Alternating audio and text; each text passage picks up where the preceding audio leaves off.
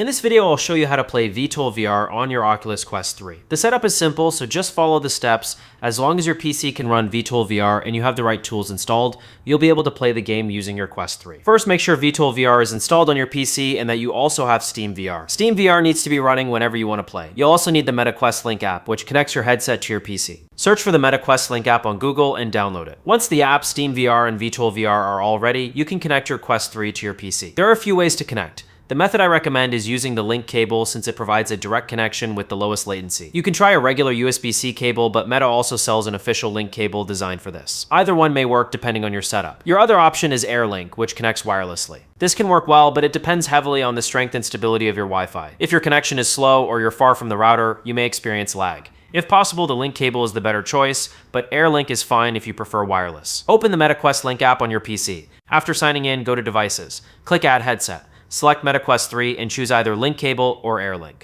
The app will guide you through the setup depending on which method you selected. Once your headset is connected and you put it on, you'll see a virtual desktop environment.